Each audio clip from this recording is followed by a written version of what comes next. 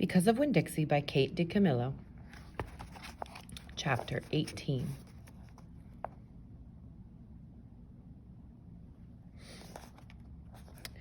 When we got to Gloria Dump's, I told her I had 2 surprises for her and asked which one did she want first, the small one or the big one. The small one, said Gloria. I handed her the litmus lozenge and she moved it around in her hands, feeling it. Candy? She said. Yes, ma'am, I told her. It's called a litmus lozenge. Oh, Lord, yes, I remember these candies. My daddy used to eat them. She unwrapped the litmus lozenge and put it in her mouth and nodded her head. Do you like it? I asked her. Mm-hmm. She nodded her head slowly. It tastes sweet, but it also tastes like people leaving. You mean sad? I asked. Does it taste like sorrow to you? That's right, she said. It tastes sorrowful, but sweet. Now, what's surprise number 2? A book, I said. A book? Uh-huh, I said. I'm going to read it out loud to you. It's called Gone with the Wind. Miss Franny says it's a great book. It's about the Civil War. Do you know all about the Civil War? I've heard it mentioned a time or 2, said Gloria, nodding her head and sucking on her litmus lozenge. It's going to take us a long time to read this book, I told her. There are 1,037 pages. Ooh-wee, said Gloria. She leaned back in her chair and crossed her hands on her stomach. We best get started then. And so I read the first chapter of Gone with the Wind out loud to Gloria Dump. I read it loud enough to keep her ghosts away.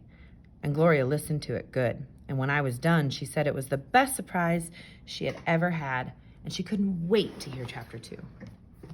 That night, I gave the preacher his litmus lozenge right before he kissed me goodnight. What's this? He said. It's some candy that Miss Franny's great-grandfather invented. It's called a litmus lozenge. The preacher unwrapped it and put it in his mouth. And after a minute, he started rubbing his nose and nodding his head.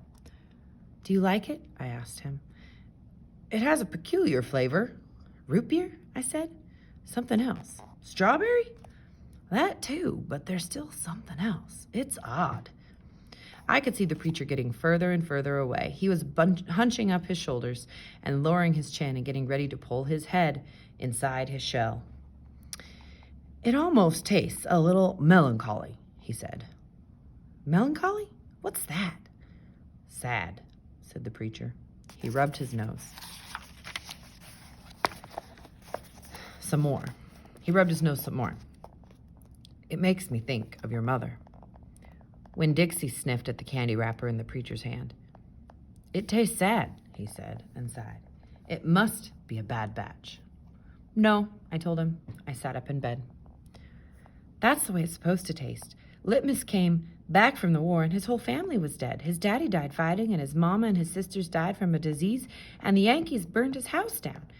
And Litmus was sad, very sad, and what he wanted more than anything in the whole world was something sweet. So he built a candy factory and made litmus lozenges, and he put all the sad he was feeling into the candy.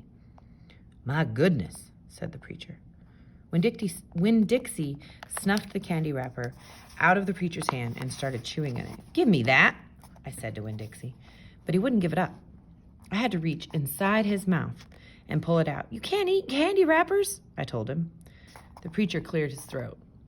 I thought he was going to say something important, maybe tell me another thing that he remembered about my mama. But what he said was, Opal, I had a talk with Mrs. Dewberry the other day. She said that Stevie says that you called him a bald-headed baby. It's true, I said. I did. But he calls Gloria Dump a witch all the time, and he calls Otis retarded. And once he even said that his mama said I shouldn't spend all my time with old ladies. That's what he said. I think you should apologize, said the preacher. Me? I said.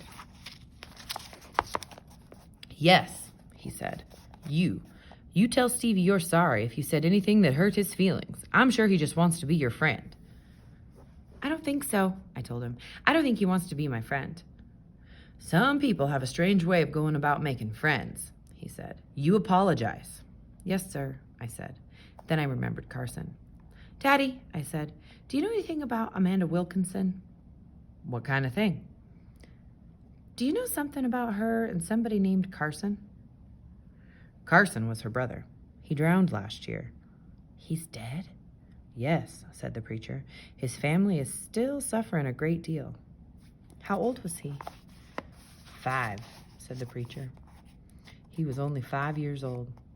Daddy, I said, how could you not tell me about something like that?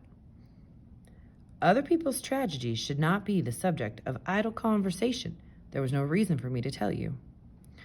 It's just that I needed to know, I said, because it helps explain Amanda. No wonder she's so pinch-faced. What's that? Said the preacher. Nothing, I said. Good night, India Opal, the preacher said. He leaned over and kissed me, and I smelt the root beer and the strawberry and the sadness all mixed together on his breath.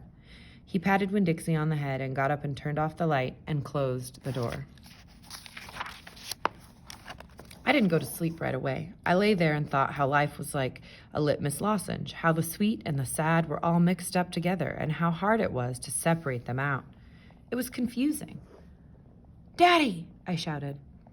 After a minute, he opened the door and raised his eyebrows at me. What was that word you said? The word that meant sad? Melancholy, he said. Melancholy, I repeated. I liked the way it sounded, like there was music hidden somewhere inside it. Good night now, the preacher said. Good night, I told him back. I got up out of bed and unwrapped a litmus lozenge and sucked on it hard and thought about my mama leaving me. That was a melancholy feeling. And then I thought about Amanda and Carson, and that made me feel melancholy too. Poor Amanda and poor Carson. He was the same age as Sweetie Pie, but he would never get to have his 6th birthday party.